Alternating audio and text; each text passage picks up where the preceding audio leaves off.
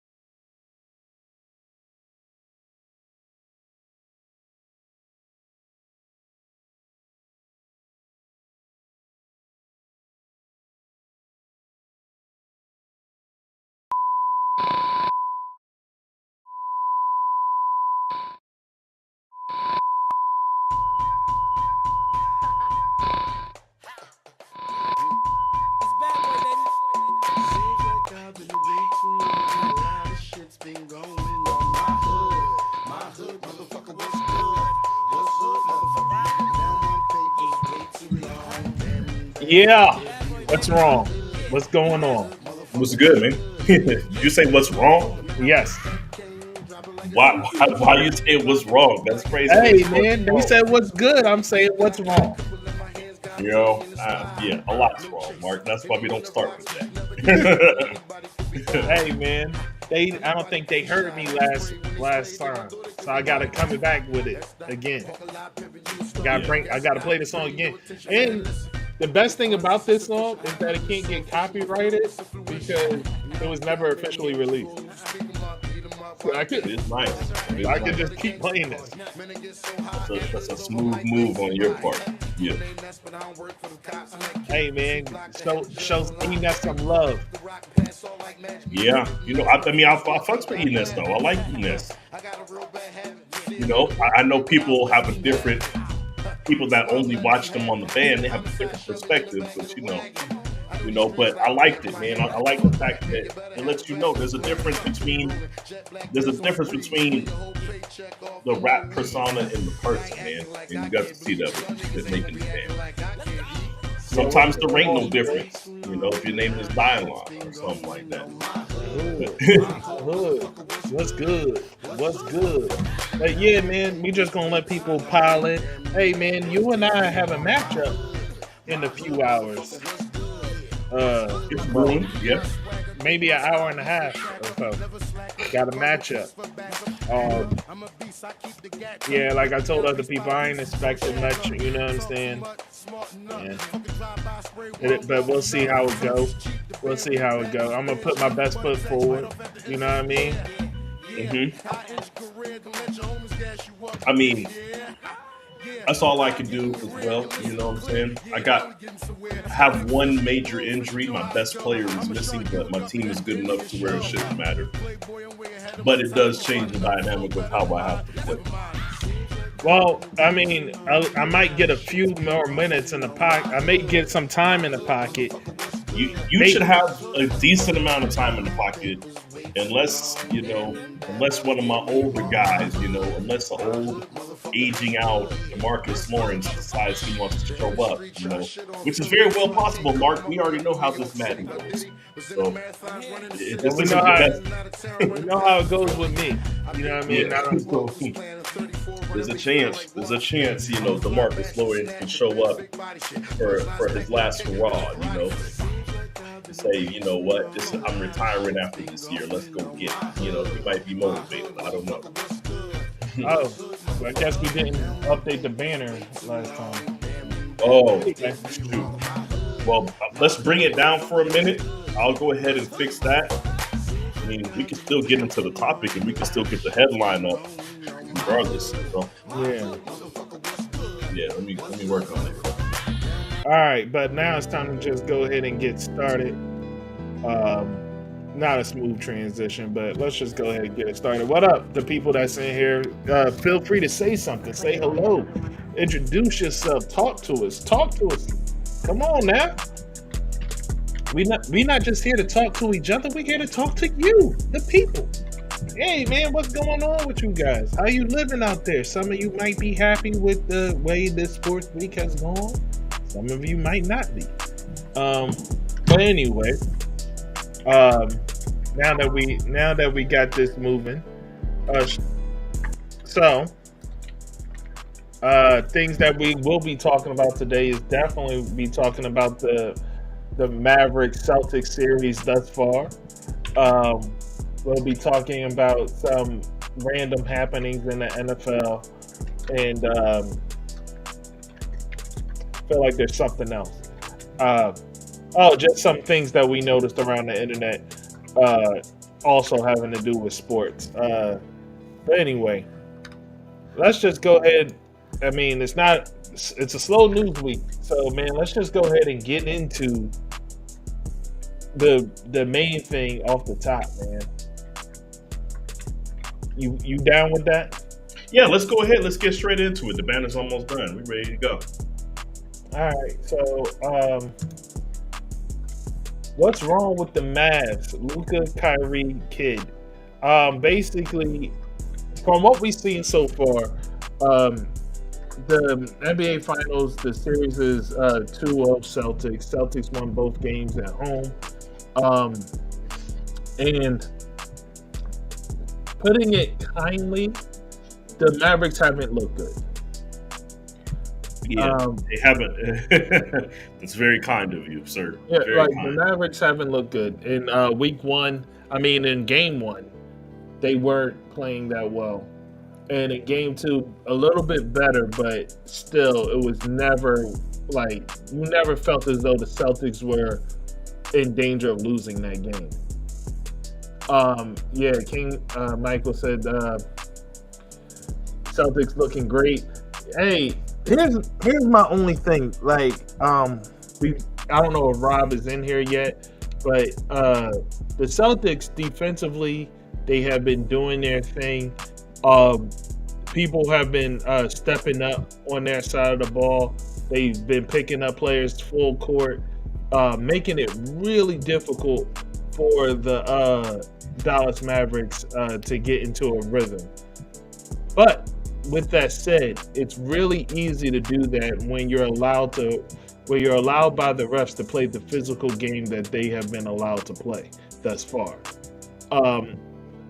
They have been fouling on certain plays. Some plays seem very obvious that it's a foul, and some of them are not being called. Now, I'm not saying that these fouls are the reason why they're winning and things of that nature, but I am saying that it certainly does help. The physical way that the Celtics are allowed to play right now without certain calls being called, it is certainly helping them in their cause.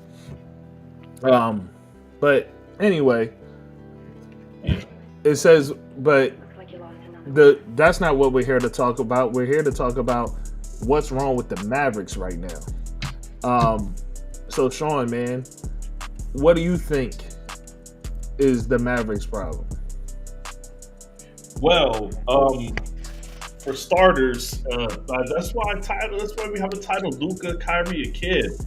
I think it's a combination of everything. Mark, man, let's be honest. I don't like referencing any of the big shows, because usually they don't really be talk about nothing that makes sense. But whatever they do makes sense. I do like to reference it. So I saw the conversation being had on First Things First, and somebody mentioned the fact that Giannis was able to step up and carry the load versus the Phoenix Suns in the year that he won the championship, and they were down 2-0, right? They played 2 games at home versus the Suns, they were down 2-0, and they came back and they won that series.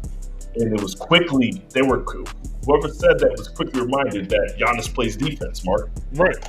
It's different when the leader of your team also doesn't just score 30 points a game. They also defend at the highest level of the game.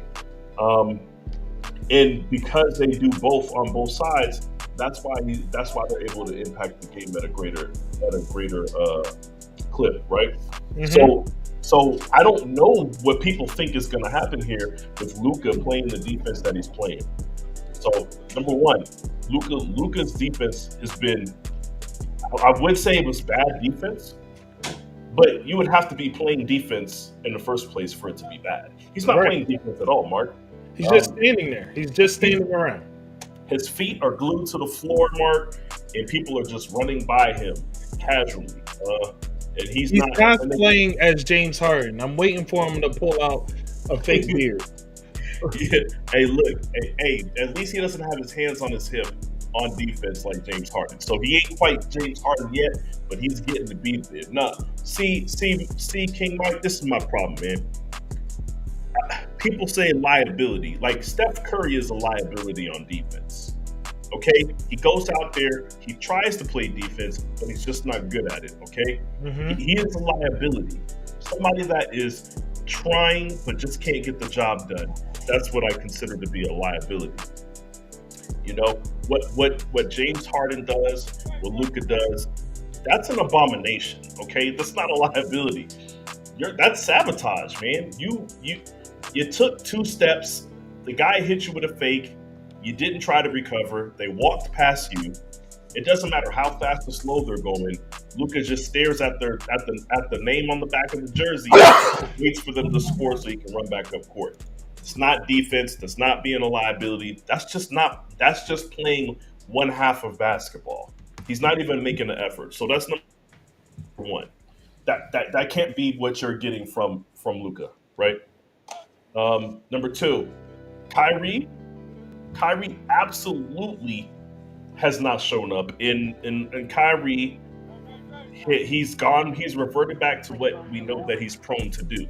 He's prone to settle for difficult shots because he has confidence that he can make them. See, it's a double-edged sword when you're able to have when you have that ability. It's a double-edged sword when you practice those things, which I hate hearing players say, I practice this. But it's a double-edged sword. When the shots fall in, it's good. But when you have 18 shots taken that day and 12 of them are tough shots and they're not falling, then it becomes an absolute problem. And that's what's happening with Kyrie. He's taking more tough shots and bad shots than he is good shots or open shots. He can get, everybody understands and agrees that he can essentially get to the rack at will. Now, granted, Mark, I will bring up the fact that fouls aren't exactly being called, but at the same time, if you go every play, they eventually have to start calling them. They can't ignore you getting hacked and slapped every time you go to the hoop for an entire game. The league will start to investigate. You have to, but if you let them off the hook by going to the hole 3 or 4 times in the game, then that's on you. All right. And then Jason Kidd is the third part, Mark, and I say I don't know about you, but from game 1 to game 2, I have not seen any adjustments in the offensive game plan to try to work around the way that the refs are calling the game or to try to work around how much they're going out of their way to disrupt Kyrie. They're playing good defense on Luka, but it seems as though their primary focus on defense is Kyrie Irving. So it doesn't seem like Jason Kidd is adjusted yet. We'll see what happens in game 3, but as of right now, when you're losing in 3 different departments, Mark, and it kind of lends yourself to get blown out. Like, it's not crazy to think that these guys are about to get swept, Mark. Right. You got 3 problems you need to fix, and even if you fix 2 of them, I don't think that's enough. This Boston Celtics team is too talented. Hey man, you said it. You said it great, man. I don't know if you left any meat on the bone for me. That's my bad, man. You know what I'm saying? I should have shared that plate with you, but you know me. You can really go off about the refs right now, man. Let's talk about the refs in this series, Mark. I mean, because let's be honest, nobody else is going to talk about the refs in this series because, as you know, if they're blowouts, if these are wins that are coming easy to Boston, then everybody's just going to turn a blind eye and act like it's not happening, Mark. Hey, yeah, man. I don't know. Like, all right, I guess so. If you want to say it's a pause, all right, I guess so. Yeah. Hey, you know what I mean? But uh, listen, when it comes to these refs, I mean, we already knew what it was when they got their two biggest hitmen on the same job. We already knew when they said it'll be Scott and Tony at the same time. You know what I mean? We was like, Yeah. oh, you know what I mean? Gang bang, pause. You know what I mean? No, that's a pause. You know what I'm saying? Like we was like, oh, okay, that's what we doing here. All right. Agent 47. They got Agent 47 and John Wick You know paired what I up mean? together. Exactly. Like, oh, the hit squad is out. All right, Yeah. here we go. Oh, man. Like, maybe they need to have these games at that hotel instead. What was the neutral ground? Yeah. Oh, I know what you're talking. I can't remember the name of the hotel, but I know what you're talking about, man. Yeah, that's funny. That's funny. Matter of fact, I need to go watch some more John Wick. Go ahead. but yeah, like maybe that's where the games need to be played in the neutral Yeah. ground, so they don't get hit. But anyway, nah, man, it's just not a lot to say. Like, we watched that dunk, and we see he got fouled by three different people on the same play. He slapped in his shooting hand, slapped on the other side, and pushed in the back, like all at once. Like, come on, we know what it is. So Yeah, no, there's definitely some funny business, Mark. Definitely some funny business happening in there in that realm. So yeah, man. I don't know. But even with that, I don't want that to be the highlight because the Celtics are just playing better as well. Like the fouls are there for sure, but the Celtics are just playing better. Kyrie Irving is not playing well at all.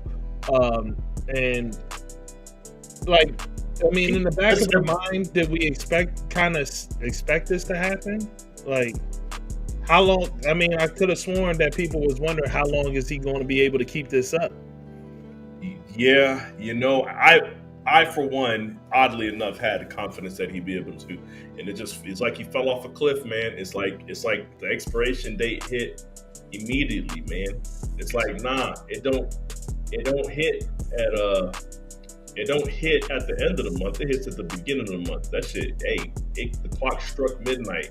You're done here, sir. But let me ask you: do you think that these long layovers between games have something to do with it?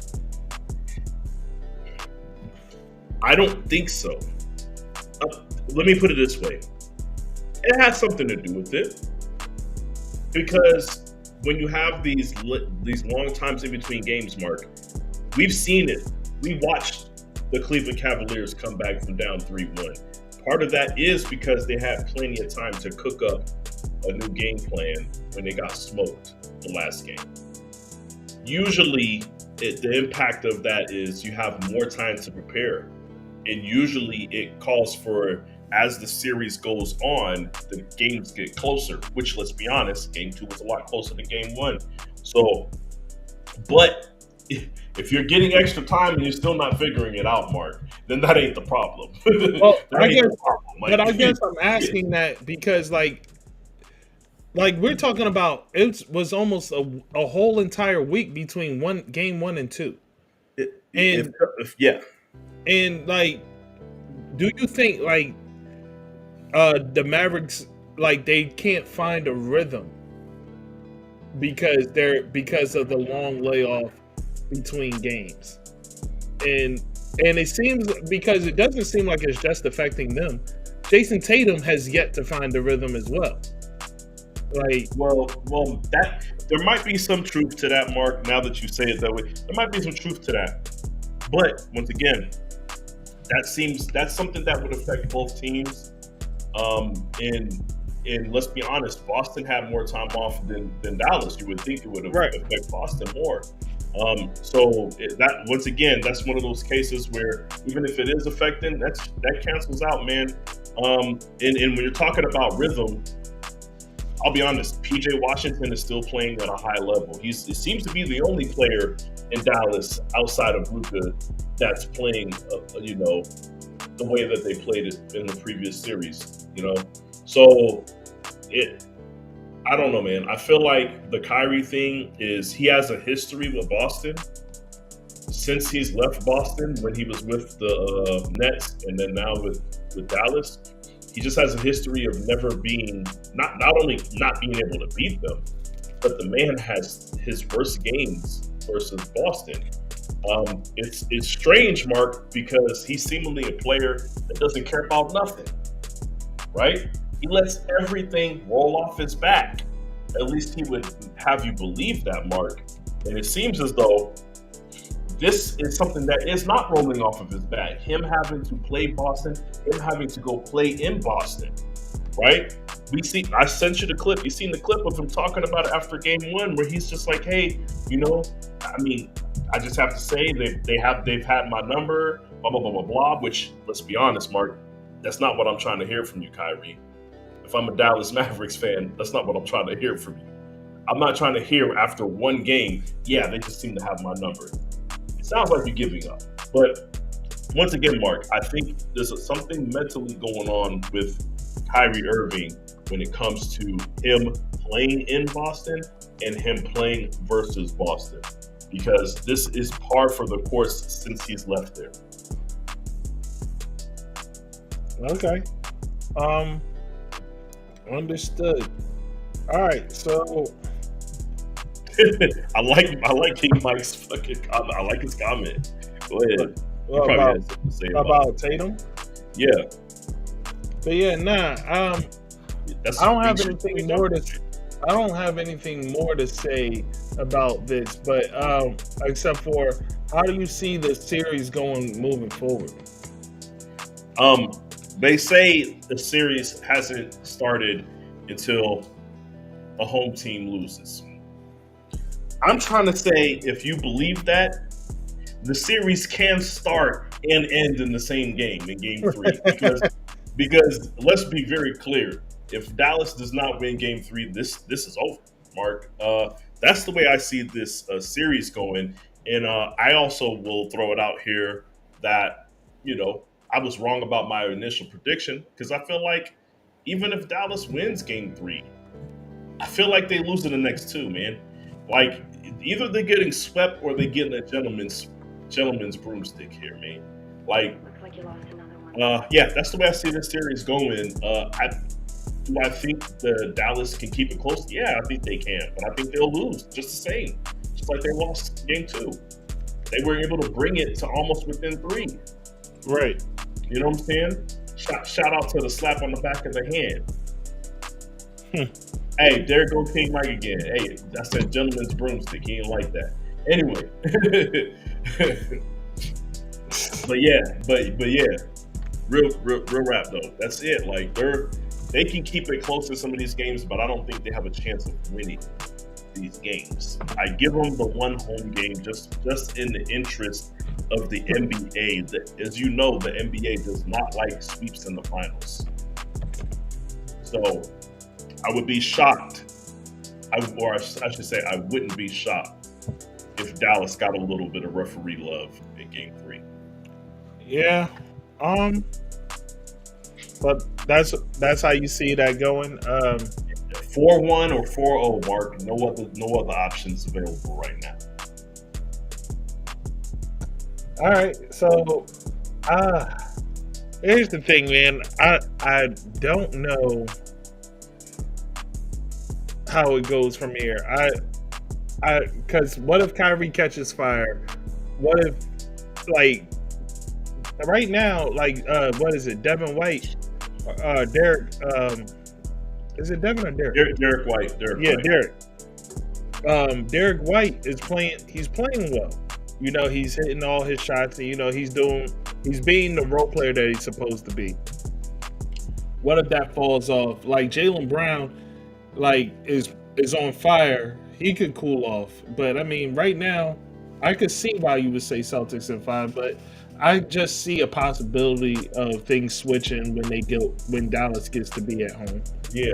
or Well, maybe that's just wishful thinking on my end. I don't well, know. let's be honest, Mark. I could be wrong. Porzingis seems to have an injury to where he might not be back. Yeah, that's a big thing. That's kind of a big thing. That's a big thing. But I'll be honest with you.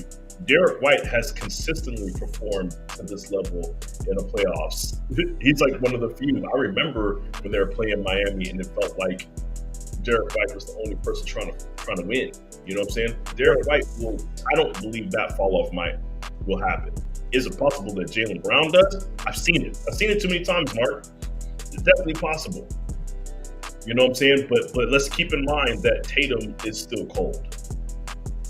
And just as much as there's a chance for Jaylen Brown to cool off, there's a chance for Tatum to get back in his bag. So I just feel like there's too many options. And right now, let's be honest. You know what? One thing we haven't even talked about yet. We haven't even mentioned how Drew Holiday is outplaying every other Mavericks player on the court, not named Luka, right? And here's a fun stat for you. No, he's not playing Luka too because he's playing defense. You know what? You're absolutely right. He is. And that man is playing the most efficient 23 points a game basketball right now that we've seen in the finals in a long time. Hey, real quick, here's a stat for you that I saw on First Things First as well. 5 players are averaging 16 or more on Boston. You know how many players are averaging 16 or more in Dallas? 1. Luka. That lets me, like, Kyrie is averaging less than 16 points a game. There's, like I said, one person can fall off for Boston and they'd still be able to win, man. I just don't see, unless Luka play, like I said, Dallas has too many things they need to fix. They need to play better defense, number one. And specifically just Luka. It's not going to happen. And they need Kyrie to come out of his slump. It might happen. But then they also need to ensure that Jason Tatum stays cold. Probably not going to happen. It's just too many things going on right now that are not in their favor. Okay. Makes sense to me, man. Time is not on their side, Mark. It's only going to get worse. Hey, you convinced me, man. I feel you. Yeah. All right, so everybody, so now I guess the agreement is that. Hey, Mark, real quick. Drew is proven to be solid on both ends. It's crazy. That's crazy. That's wild. You know what I'm saying? Yeah, like that's wild. That's wild comment by you, man. Hey, you typed it. You could have proofread it. Everything, dog. You had time to look it over. You definitely had time. You know, you said, "Nah, that's exactly what I want to say." That's exactly how I feel like coming across right now. Hey, don't describe that as coming across neither. Like it says on the floor. On the floor don't make it better. On the floor does not make it better. You just dig in the deeper grave, my friend. Just let it go, man. Sometimes you just gotta let it rock. That's how you like. That's how you like it, huh? Yeah, on the floor. Okay. On the floor. You know. Yeah. But, all right. But listen, man. Keeping it in basketball. hey, now you want to. We're talking basketball. I don't know what you're talking about. We're talking basketball. Now you want to reason with us? Okay, all right. Yeah. So listen, man. Look, you ain't got to apologize to us, man. You like what you like, man. You know what I'm saying? No. But back to basketball. Hey, listen. This says Joe Mazzulla ain't going for it. Recently, you have that clip. Let me get that set up real quick. All right. Recently, in the post game interview, Joe Mazzulla, not a post game. Maybe this was right before the final started, but this was Joe Mazzulla was asked, how does he feel about the fact that there's 2 black coaches in the finals? and this is what he had to say about that. All right. Let me know when you got it up. It's up. It's up. All right. For the first. Hold on. Looks like you lost another Why would one. it do that? That whole thing just kind of disappeared on me. Give me a second. I gotta make sure the volume is right. It's right. It is. Okay. Hey Joe, Vince Gould, Yahoo Sports.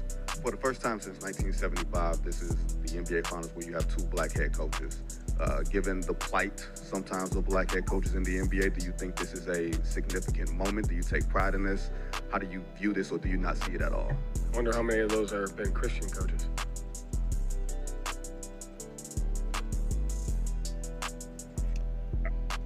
So, yeah. Just, yeah, exactly. So, yeah, that's how that ends. So, all right.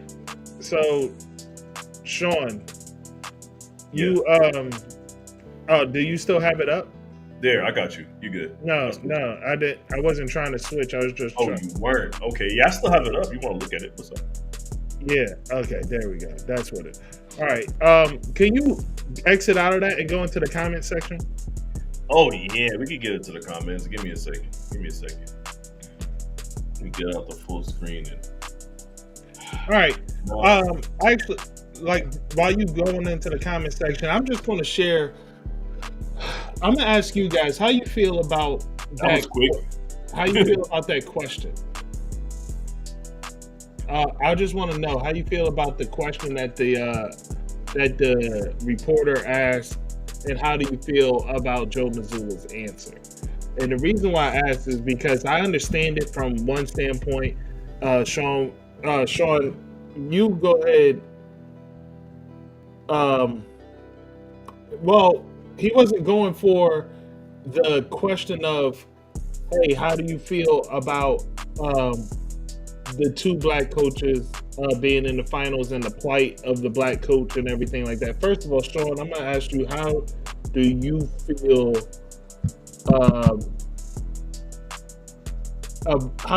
about the question, I guess? For me, the question itself seemed, it's so weird, man, when people get into their bag of, oh, is this woke, is this left, is this right? I felt like it was a very generic question that everybody could see that was coming. They were talking about it before they even finished their series, saying if they both advanced, this would be the first time. But everybody knew before it was even decided that these two teams were going to be here. So to me, it's a generic ass question. First off, it's not an edgy question. It's not anything that's really made to make you think beyond the surface. Right. But obviously we know it's something that people are going to click on, and that's why they asked the question. Do I think the reporter cared about what he really thought about it? I don't think so. The reporter just needed any answer.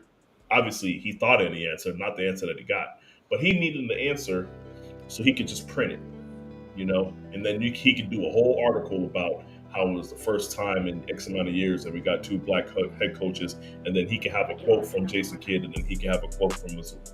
Like, let's keep it real. Like, they didn't dig too deep in the bucket for this, and that's what I feel about the actual question mark. Okay. Well, okay, and I hear that, and maybe I'm just a little bit different, because I understand that, and maybe he heard it enough that he's like, look, I'm tired of it. Like, let's not talk about that or whatever. But you can kind of dismiss the question without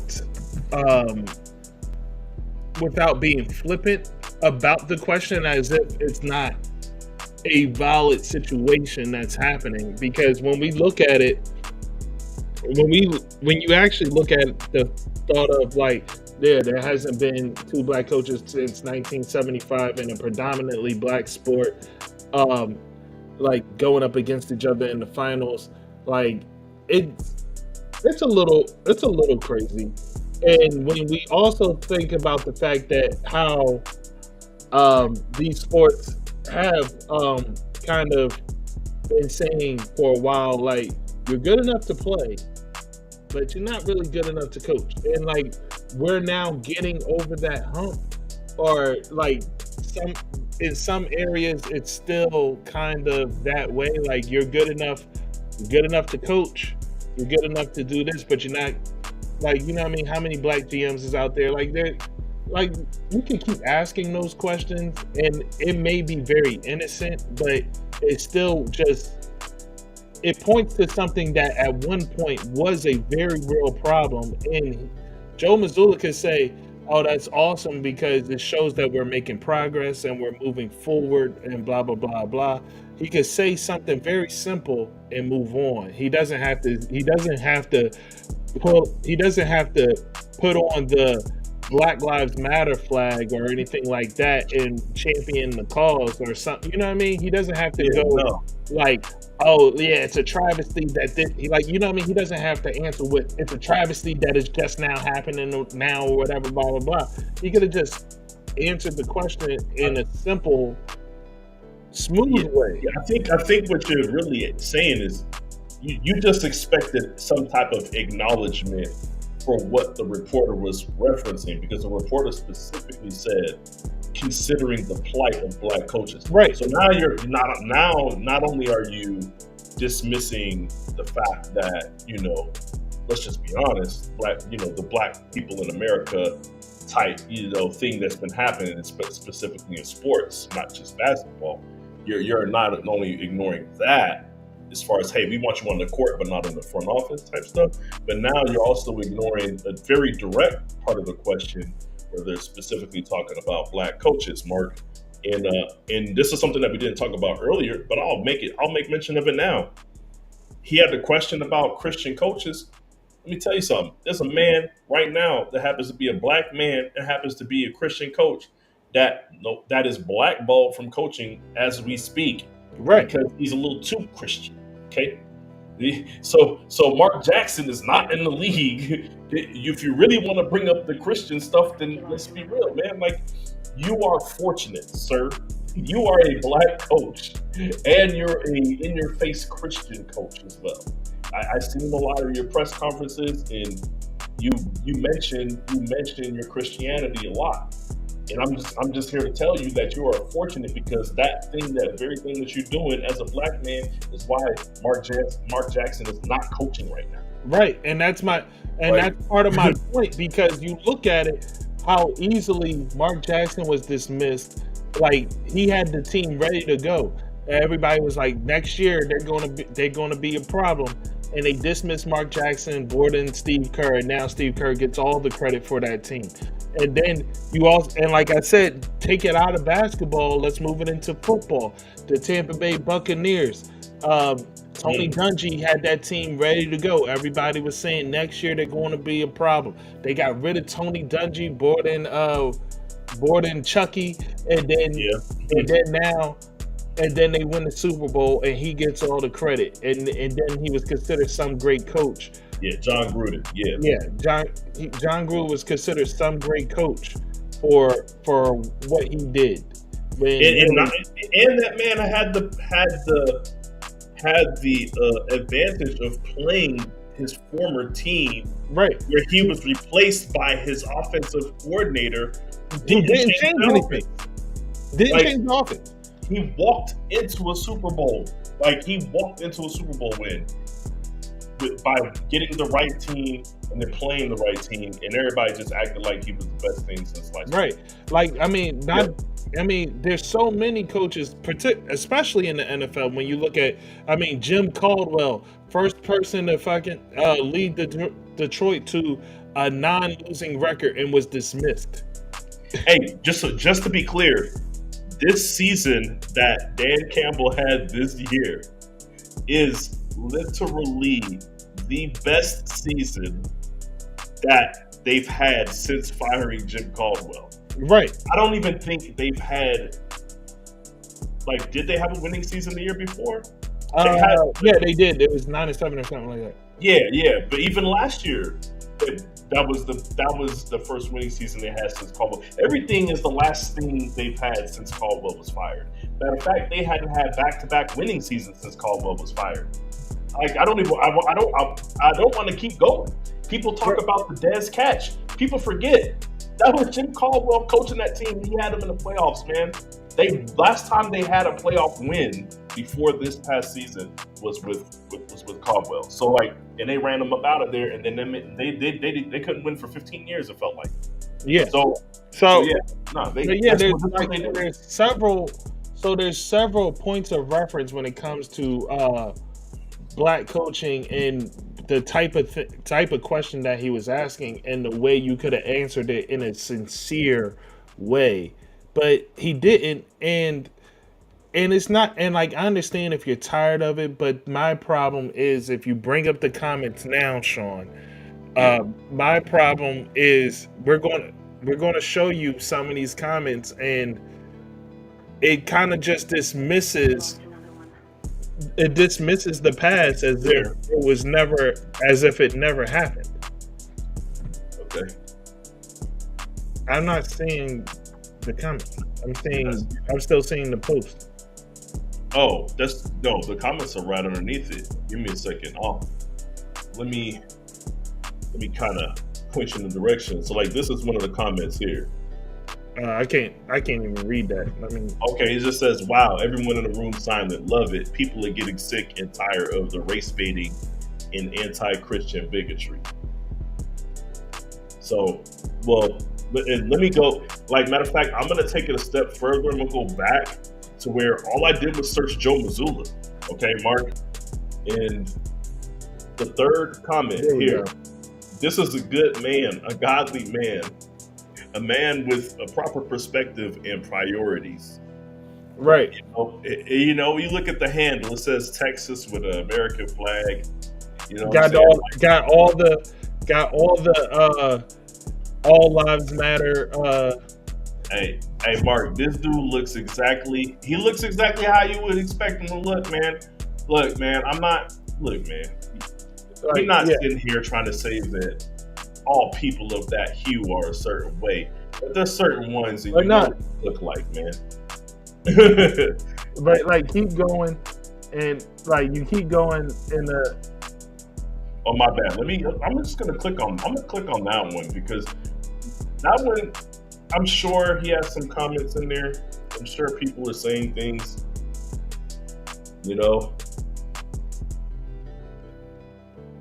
He's one of the head coaches.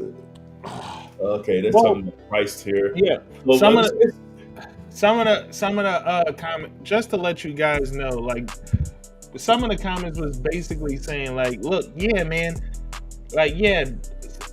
trying to bring up the past, this, that, and the third, being completely dismissive of certain things, and we all know who the type of people that are being dismissive of these things. Oh, here's one. Double dog. I am now a Joe Mazzulla fan. I know what that means. I know. We know what that means. Come on, man. There is the Christian comments are there, but you got the comments of that's what I'm talking about. Or whenever somebody mentions the race card or race baiting or woke, we all know what that stuff is code for. So yeah, but So when you look at that, that's just my only problem with it, is because when everybody is trying to erase the sins of the past or erase what has happened in the past, when you yourself, you're yeah, man, no, it's the same kind of thing as OJ saying, "I'm not black, I'm OJ." That's how I feel about it. Okay. It's very problematic. Okay, I'm gonna read this last comment. It says, first off, the dude's name is America First Patriot living in Newsom. I don't know what that is. It says, "Thank you, Joe Mazzulla. This is exactly how you get the woke media to shut the F up when they are hell-bent on making everything about race." It's just, you are bringing these people out, right? This is, what I'll say is this. I feel like the way that he handled it whether he knows it or not, is irresponsible, Mark. The same way that it was irresponsible for Trump saying everything that he said on Twitter before the January 6th stuff. Very irresponsible. Now, I felt like Trump knew what he was doing. Maybe Joe Mazzulla don't know what he's doing. But as a black man in this country, man, I feel like you have to know what you're doing. You have to understand what certain things bring out and what they bring on. The same way that you could see the crowd forming behind Trump when he was running for president. We all knew what was going to happen if he got elected, and it happened. People were just being racist outright. They didn't care anymore. You know what I'm saying? They felt like it was safe to come out and play.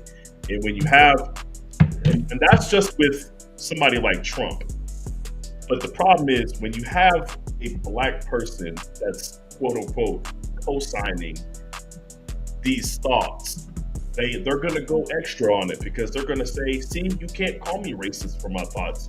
There is a black man that agrees with me, and that's all I need is one. Okay? And now you're that token black man that is articulating their thoughts, whether you think you are or not. Okay? Now they are aligning themselves with you, and now that's the image that you are putting out there. You're so worried about not putting out the image of being pro-black or caring about race that now you are the poster child that people are going to prop up to say, yeah, get rid of that woke stuff. Yeah, right. You black people are complaining about nothing. Nothing ever happened to you guys. Slavery was a long time ago. You know, right? Like, yeah. So like well, here he says it's easy for people to support it when they don't truly understand the struggle of the culture or understand the struggles that certain people have had to go through. Like I'm gonna just say this and get off of it. When you have like one coach be bad, and now they're like now that kind of sets all coaches back from being hired because this one coach wasn't a good coach. Yeah, you like these type of things are important when you see two black coaches in the finals because now it puts it in the eyes of, well, these guys are like you were saying for a while, we weren't capable. We weren't capable of being quarterbacks. We weren't capable of being coaches. We weren't capable of doing this or that, capable of being doctors or whatever. So when you see it and you see people thrive at it, now it takes that away. And you can't be flippant about it as if that was something that never happened. That's my only thing about it. Yeah, and this is the thing, and I want to be very clear about this. It's important when you have a platform to understand what it means to have a platform, because the issue here is when you have a platform, intent doesn't matter. Intent doesn't matter, and this is why you have to be careful what you say, because you can say, well, it was never my intention to have XYZ happen after the fact. At that point, it doesn't matter. You incited a riot. Speaking of riots, think about the Kai Cenat thing that happened. You had the situation that happened in New York. You had the situation that happened just now with the soccer game, right? Where I don't know if you saw that, right? They fled they poured, well, either way, they had a celebrity soccer match and they had it out in England at one of the biggest arenas. And basically, the game was supposed to go into overtime. Didn't happen because fans just rushed the field and jumped on there, started acting crazy. And it's like, you are an over-the-top personality that does things for views. You cannot now say, hey man, I didn't intend for these fans to run out on the field and try to make it a scene. Like, you have to, I don't think he understands his influence yet. But once again, guess who's going to get the blame for that? The same way he got in trouble for the New York City incident. Like, you're going to get the blame for that. You have to be aware when you have a platform that it doesn't matter what your intent was. Whatever happens after that is going to be pinned to you. You have to be very careful about how you go about saying things, how you go about doing things. And I think it's ignorant to just poo-poo that and just be like, I'm gonna say what I want, and if you guys take it the wrong way, that's on you. Yeah, well, King Mike Hall says that's a reach. He just ain't want to answer an awkward, stupid question and hit the guy back with an awkward question. Well, let me ask you. I get that, and like I said, I understand that part. But let me ask you, just what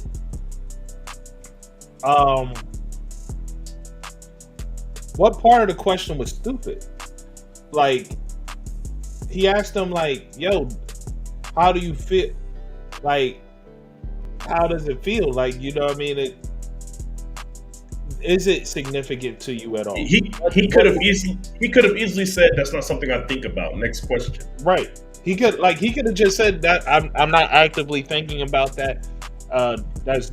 That's dope. I didn't realize that, or whatever, you know what I'm saying? Like, but he was being flippant about it. Like, and that part is that's the part for me. It's just like you being completely flippant about the question, and I personally just don't think the question is truly all that stupid. Like, let me put it this way: they asked him. There's a clip that's floating around of them asking him about the royal family being at a Celtics game, and how did he said they asked him, did it feel any type of way, or how did you feel about that?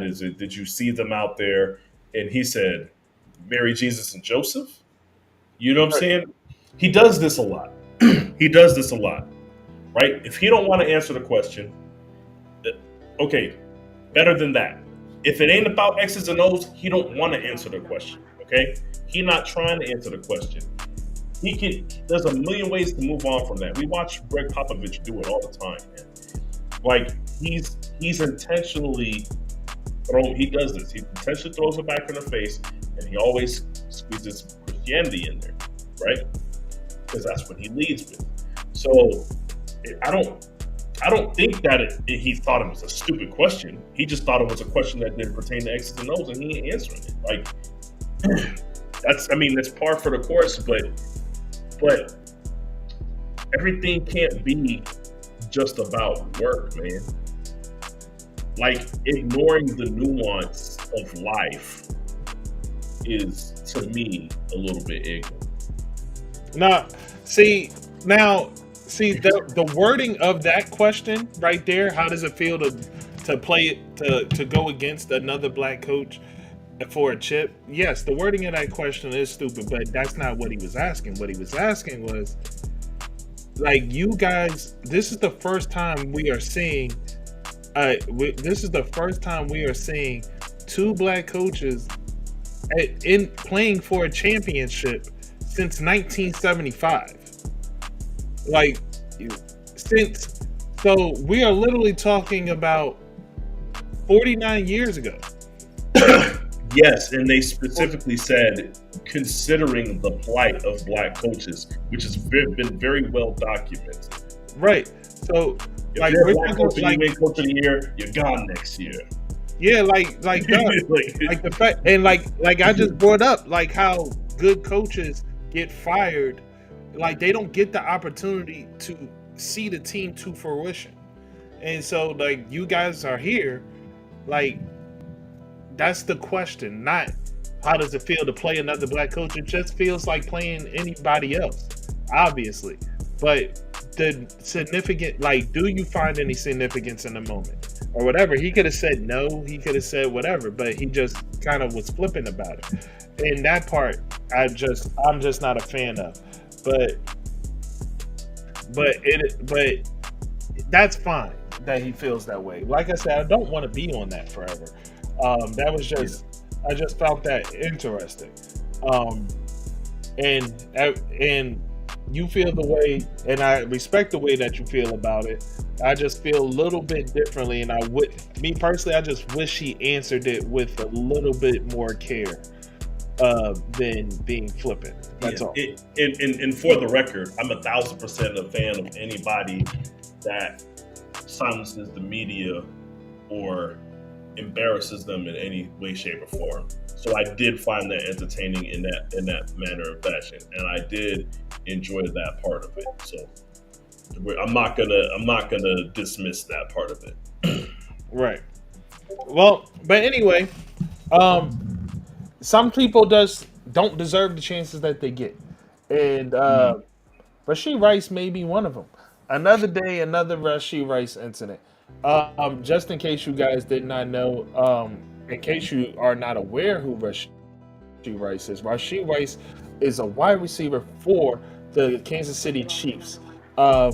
He not only is he going into his sophomore season, so he was a rookie last year, and he won his very first Super Bowl ring.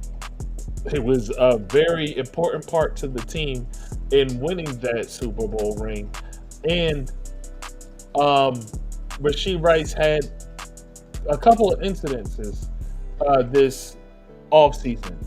Back in March, late March, I believe it was, he was racing on the highway, got into a multiple car accident,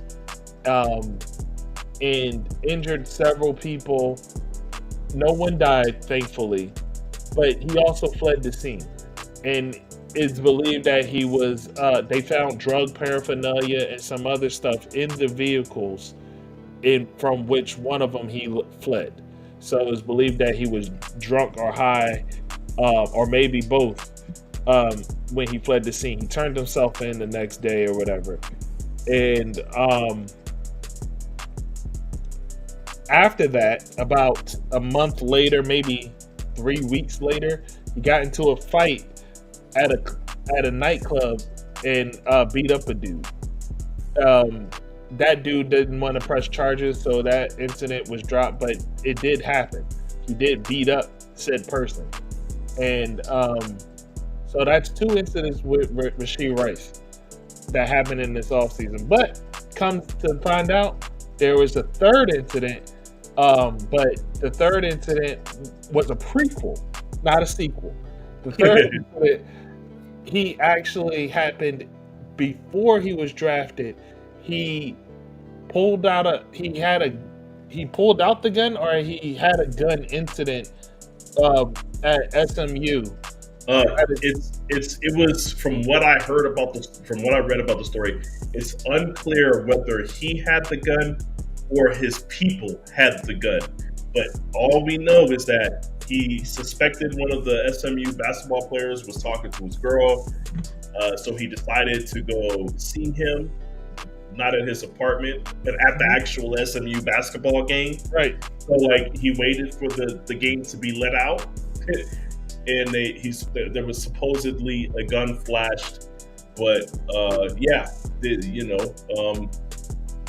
crashing out over the girlfriend thing at SMU, and Andy Reid was asked about this, about his knowledge or lack thereof of it, and he said, no, we knew about the incident. The organization knew about the incident. They felt like they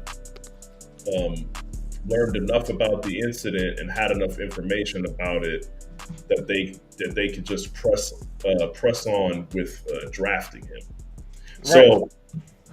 So they were well aware. He was being very careful with his words during the interview. But yes, he said they had enough information that they felt comfortable that it was enough to draft. So that I mean, it's like the Chiefs do not want to part ways with Rashee Rice. I can tell you that right now. Yeah, that is clear. Very clear that they don't want to do that. But the question here, Mark, is Rashee Rice worth saving at this point? Bro, here's the thing, man. Like, I don't even think that's the question. My question is this dude Teflon? Like, what is going on? He got film on somebody, Mark? Like, who does he know? What, like, bro, this is a league that we watched Josh Gordon get a year-long suspension for smoking weed. For weed. Yeah. Like, how is it that this man, who endangered lives is still on a roster in the NFL. He's still running around. And like have yet to be issued any sort of discipline for any incident. Yeah, well, and this is, and what I want to do is we want to respond to King Mike, because King Mike says talent justice in the entertainment industry most times. My counter argument to that is, in sports specifically, it's the opposite of that. Maybe in other forms of entertainment, but in sports, in American sports, it's quite the opposite if you go back over this last 10 years, Mark. So much so that if you're a sports athlete and you have any incident, you could get cut before anything goes to trial. You could get cut before any extra details come out. They're not waiting for due process to get rid of you these days, man. I think of the John Morant situation. He was never arrested for anything. That man missed the whole 54 games of a season. You know, Josh Gordon was smoking weed. They got him up out of there. And I think when I say not only is it the opposite when it just comes to being a talent versus, entertainment thing, I feel like the more talented you are, the higher the chance that you will be punished harsher, specifically because you're a bigger blip on the radar, Mark. You're a bigger blip on the radar. All the Antonio Brown stuff, not going, not happening. But then we've looked at videos, Mark, and seen interviews of players talking about what happened on behind closed doors on the team, in the locker rooms, all these different crazy stories that come out afterwards. But what I'm trying to tell you is in today's NFL, specifically the NFL, the bigger the star you are, the less of a chance that it's going to get swept under the rug. I said last 10 years, sir. Last 10 years. Let's be, and to be very specific, since the Ray Rice incident.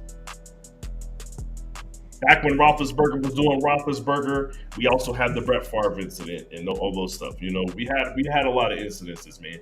But since the Ray Rice situation, things have been different. No, but here's the thing. Roethlisberger, all that stuff, this is my problem, man. This is my personal problem. It's going to stay my personal problem. We got hard-bodied criminals, real criminals. Like we got rapists, and you know what I mean. Like we got hard-bodied people running around doing wild stuff and just turn a blind eye. But at the end of the day, my issue isn't with Rashee Rice. Is him the person I hope that he matures from this. He has a quote, he says, where is it, man? He says, I've learned so much from all that. All I could do is mature and continue to grow from that. This is a step in a better direction for me. And he also says, accidents and stuff like that happen, but all you could do is move forward and walk around being the same person. Try to be positive so that everybody can feel your love and your great energy. Bro, all right, man, listen. Go ahead. Listen, man, if you had one incident, if you just got into a fight in the club, that's the type of response I expect. But no, here's the thing. You got a gun incident. You gun incident before you was drafted. You endangered lives on the highway, a bunch of them. And then not even a month later, you out in the club beating people up. Bro, the block was still hot when you was out there getting in that club in the fight, getting in that fight in the club. The block was still hot, man. You're supposed to lay low. You are a menace, and you clearly don't care. And you talking about mistakes happen. These are not. I'm not saying these aren't mistakes, but these aren't signs of mistakes. Well, let me put it this way. I don't like his wording. He said accidents happen. You're right. Just saying that. That's a wild thing to say after what you did in that vehicle, sir. Yeah. Accidents happen, and all we could do is walk off and push forward. That's exactly what you did after you got out of the motor vehicle, sir. This is wild terminology coming from you. Accidents happen. Some accidents do happen. Some accidents are 1,000% caused by ignorant behavior. Okay, that's my problem with what he's saying. He's saying something bad just kind of happened. That's not what happened here. Something bad didn't just kind of happen when there was thought put into, I'm gonna go hawk this dude down at the SMU game. There was, you know what I'm saying? Are these events on camera? I'm going to assume that. I think what they said was the basketball player incident in college with the gun stuff. That is not on camera. Right. There is video footage of him getting out of the vehicle after the crash, and you can see the wreckage and all that stuff from the highway. And there's video footage recorded by one of the people that were hit by the vehicle. There's dash cam footage and everything of the entire accident. You can visibly see them trying to casually flee the scene of the crime. That's why I'm making mention of him saying walk off, because that's what they did. They didn't sprint, they didn't run, they just kind of crawled out of the vehicles, him and his partners, because they had two of them. They were racing each other. There's two vehicles. They all got out of the vehicles and they just started walking off the highway, looking over their shoulders, seeing if anybody's watching them. Okay? And seeing if anybody recognized them. They tried not to draw attention to themselves. That's why they walked. But it's like, no, everybody saw you dickheads doing 165 on the highway, right? And from what I understand, one of the ladies, I want to say the lady that recorded, her daughter is like 4 years old. She got injured in a wreck. There was a 4-year-old that injured in this quote unquote accident. Yeah. So man, I'm not. They didn't check on nobody. They just got out the vehicles and dipped, my friend. But I was saying, man, my issue isn't necessarily with him. My issue is with the fact that stuff like this happens, and then another situation happens or whatever, and then when shit hits the fan, and I pray to God this doesn't happen, but when an incident happens and somebody dies, that's when the NFL will act all indignant and act like they are the people of the moral high ground and be like, we cannot have this in our league, blah blah blah, these players doing this, that, and the third, and blah, and they will act as though like situations like this haven't been happening and they just been turning a blind eye and letting the said player rock, or letting whoever go about their day, as if this hasn't been things that have been prevalent for a very long time. And that's basically my only real issue is that when shit hits the fan, then all of a sudden, hey, we are the moral authority. Like, no, you haven't been. Things have been going on, and then that's when next thing you know, you're going to have them saying cigarettes is a gateway drug. Nobody in the league can smoke cigarettes or vape anymore. Like, what? Yeah, like, what are you talking about? Like, and what you're talking about right now, Mark, is exactly what I'm mentioning. There's just not a public outcry right now with the Rashee Rice stuff because he's not a big enough star. Let's substitute Rashee Rice for Tyreek Hill, and I can guarantee you 1,000-fold that it would be it would be such a bigger story to the point to where they would have had to do something. So that's like, if Rashee Rice was a lot bigger than he is right now, he would not have the level of invincibility there, Mark, that he's experiencing right now. That's true too. Like, he's flying under the radar because of his name. That's true. Yeah, that's public outcry apparently is the only way to get the NFL to do something. Yeah, man. It seems like it. But look, honestly, we had another topic, and this been a slow news week, and the last topic is still not the upbeat topics that we usually talk about. So I might just save that for another day because we have been kind of browbeating a little bit this episode, and I don't want to do that. So, um, Yeah. but yeah, man, it's just some of the things that happen, and I'm noticing around the league, and I think it's crazy. But anyway, I do have something that randomly want to talk about and want to shit on. Hey, the 49ers are going to suck next season. How about that? Look, man, we're not gonna suck. It's the 49ers. That ship has sailed. Every year that I thought we was gonna suck, we didn't. We find a way somehow. We find a way to just barely lose, Mark. And I know what you're saying. Even though Christian McCaffrey happens to be gracing the cover of Madden 25 in this upcoming version of Madden, let's say that the curse is real. Let's say bad things happen to Christian McCaffrey. He doesn't finish out the season. I'm not going to say bad things happen. Let's just say normal things happen and Christian McCaffrey doesn't finish out the season, Mark. We're going to be all right. You know what I'm saying? We going to be all right. No, you're not. You're We not. going to be all right. Better go listen to some Kendrick, man. Look, we are good, sir. We got some young running backs in the stable right now. You know what I'm saying?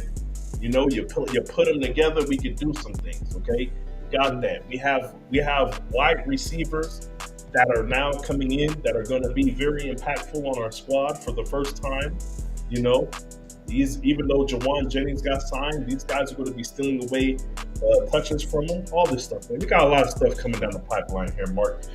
We're actually going to give D. Winters more time. The guy that I sat there and begged my team to put in the game when Dre Greenlaw got hurt in the Super Bowl, and they said no, he's a rookie.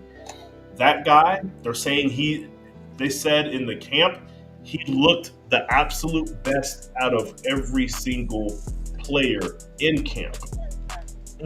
But yet they didn't play him in the Super Bowl when Greenlaw got hurt, Mark. This is what I'm talking about. But don't worry about it. He's going to get some playing time this year. He's probably going to be a starter. We do any 3 linebacker sets, he's going to be in there, Mark. We got good things coming to us, Mark. We ain't worried about no CMC injury. We know he's prone to that. You don't think we got a backup plan, Mark? I don't know why you're making that face, man. If you need glasses, the contacts, so you should probably order some. But yeah. Now I'm just confused as to what world do you live in? I live in a world where the Niners make the playoffs and go to the NFC Championship every year, Mark. Regardless of our quarterback, who already sucks, having a broken shoulder, okay? We still find a way, Mark, is what I'm saying. Yeah, you think so? We had Jimmy G with a bum shoulder and made it to the NFC Championship and had to go through Green Bay to do it, Mark. Look, yeah, we are that team that will find a way. Remember that time you was supposed to win the Super Bowl last year? Remember that? Look, I do recall that. What I'm trying to tell you right now, before this season starts, Mark, is we will be in the NFC Championship game. Huh? I can't guarantee anything past the NFC Championship game, but I'm gonna tell you we're gonna be there. We're gonna be there. Looks like you lost another one. All right. Let's do it right now. Right, what are we doing right now? What are we doing? $100 says you will not be in the NFC Championship game. $100? That's a bold statement, Cotton. $100? Let's do it. Yeah, let's do $100. Okay, you heard it here first, folks. $100 is saying that the 49ers will not be in the NFC Championship. I like to spend my money, but I also like to spend other people's money even more, Mark. That's fine. You remember who you're going against, right? Hey, look, I ain't worried about that. You know what I'm saying? I'm not worried about that. There's two constants in life. You know what I'm saying? What did it say? Maybe there's 3 death taxes and the Niners going to the NFC Championship game. Man. That's how it works. No, you're right. There's 3 constants in life: death, taxes, and when Mark Coles makes a bet person to person, and we ain't worried about that. Wins. We ain't worried about that. Oh yeah. No, you're not worried about that one. Worried about that constant. We ain't worried about that. We ain't worried about nothing. All right, understood, man. That's awesome.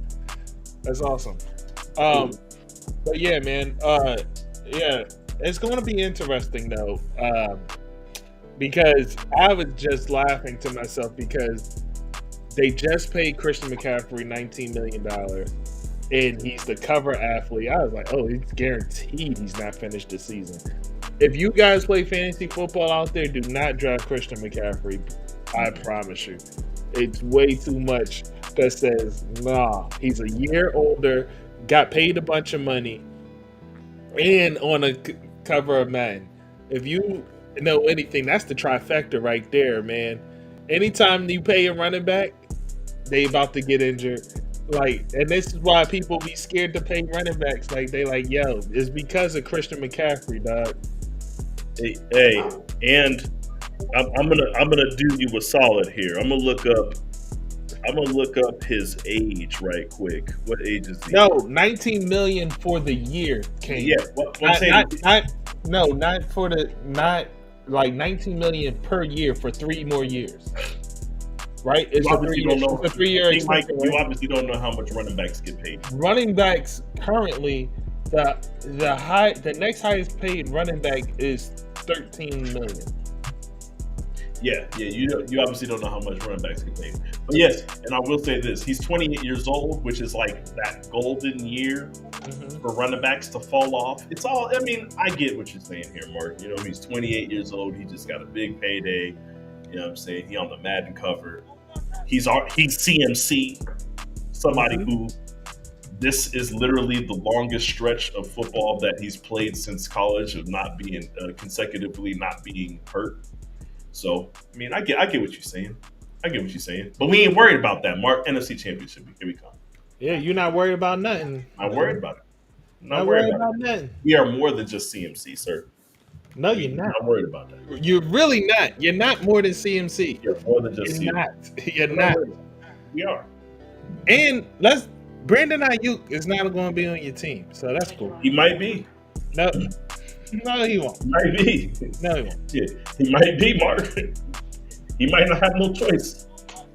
I promise you that Brandon Ayuk is not. He's not going for it.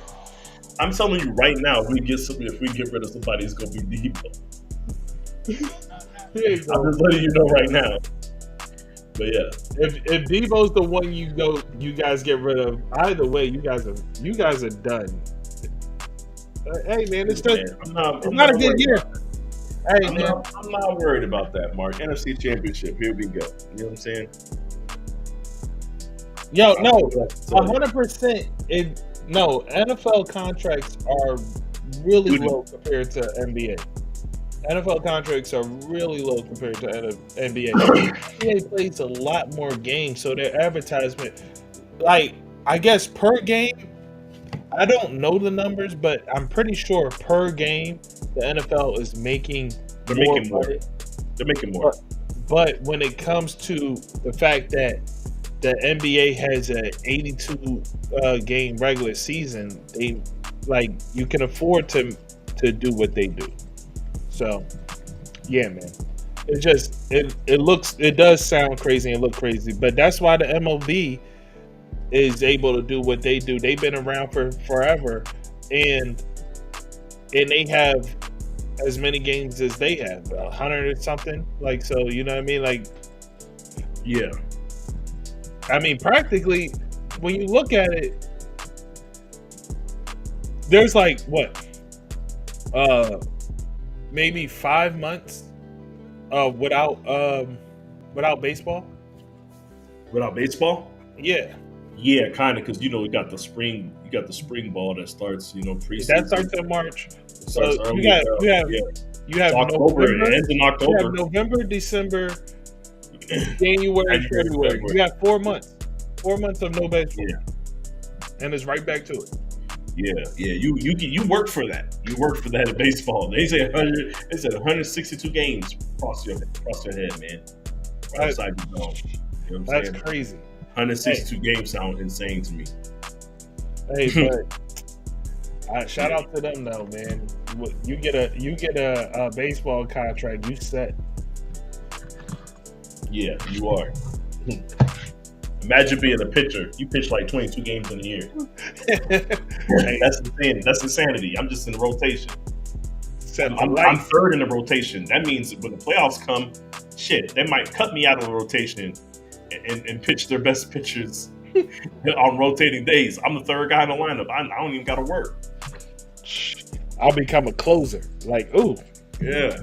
But hey, man, we obviously don't got much else to say left. But so we're going to end it here. But one thing that I do want to say is that me and Sean are about to play a game of Madden. We see each other in the playoffs in our connected franchise. So, hey, tap into Sean's Twitch if you guys want to check that out. See one of us lose. More than likely me, because Sean is better than me right now at this game. But yeah. You want to go ahead and type in your Twitch handle in the comments? Oh, I can do that? Let me get that up in there. Hold on. And from there, we're going to leave. See, man, I wish you would do an actual link, you know? That would be great. Give me 1 second here. Oh, you could do that too. You could copy the link and put it in there. Yeah, I'm about to do that. See if that'll work. Just copy and paste that. What's the quick question?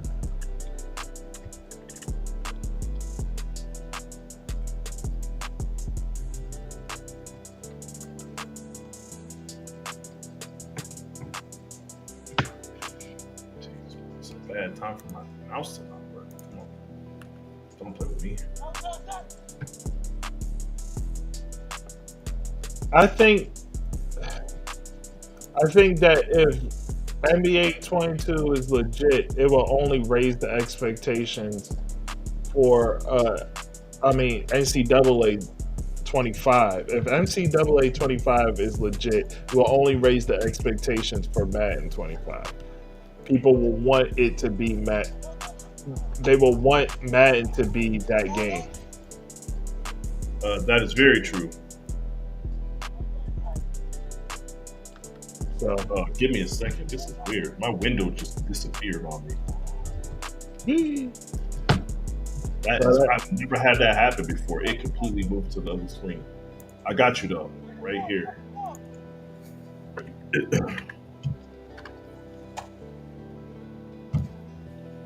all right.